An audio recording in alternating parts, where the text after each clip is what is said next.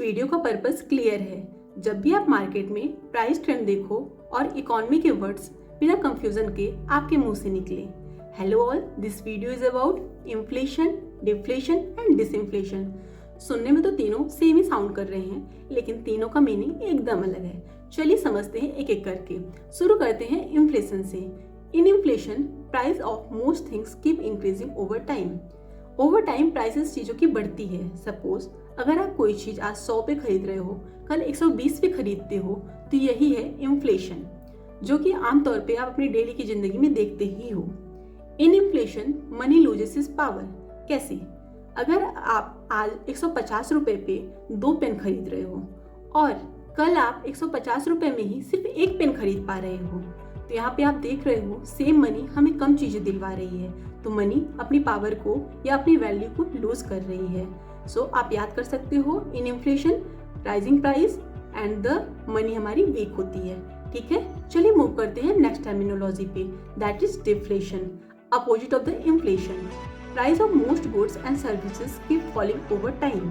ज़्यादा से ज़्यादा चीज़ों के प्राइसेस जो होते हैं वो ओवर टाइम डिक्रीज होते हैं। अगर आप कोई चीज़ 100 पे खरीद पा रहे हो, कल 80 पे, परसों 70 पे, ऐसे करते करते प्राइसेस कम ही हो रहे हैं।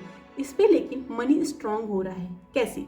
सपोज आज 200 पे आप 2 कोकोनट खरीद पा रहे हो और कल आप सेम मनी पे 3 कोकोनट खरीद पा रहे हो, means in 200 you are getting 3 coconut. So यहाँ पे देख रहे हो आप सेम मनी से आप ज़्यादा चीज़ें खरीद पा रहे हो, तो आपकी मनी क्या हो रही है? स्ट्रांग हो रही है।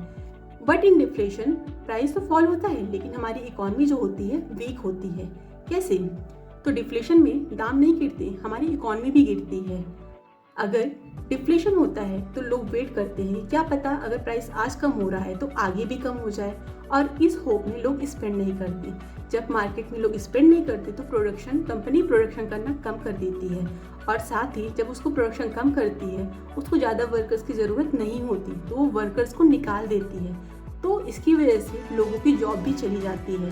लोगों की जॉब जाती है, लोगों की इनकम कम हो जाती है, और जब लोगों की इनकम कम हो जाती है तो मार्केट में लेस स्पेंड करते हैं। इस तरह से साइकिल चलती रहती है, जिसकी वजह से हमारी इकोनॉमी का स्लो डाउन होता है। चलिए मूव करते हैं नेक्स्ट टर्मिनोलॉजी पे, डिसइन्फ्लेशन। ये भी इन्फ्लेशन जैसा ही है, लेकिन इस पे डिफरेंस क्या है आप ये समझना। Prices are still increasing but at a slower speed than before. मतलब सपोज आप 2024 लो, उसमें आपको अनियन के प्राइसेस 50 से 60 बढ़ा था, ठीक, बट 2025 में अनियन का प्राइस 60 से 70 न होके 80 न होके 90 न होके डायरेक्ट 100 हो गया। तो आप यहाँ पे देख रहे हो स्पीड जो है 2025 ईयर में बहुत ज़्यादा तेज़ी से बढ़ रहा है, लेकिन 2024 में हमने देखा स्पीड बहुत कम है। तो हम बोल सकते हैं कि इन्फ्लेशन तो हो रहा है, लेकिन इन्फ्लेशन की स्पीड कम है, तो ये हुआ डिसइन्फ्लेशन। आई होप सो आपको तीनों वर्ड्स बहुत अच्छे से समझ में आ गए होंगे। अगर नहीं आए हैं, please free to ask in the comment section. Bye.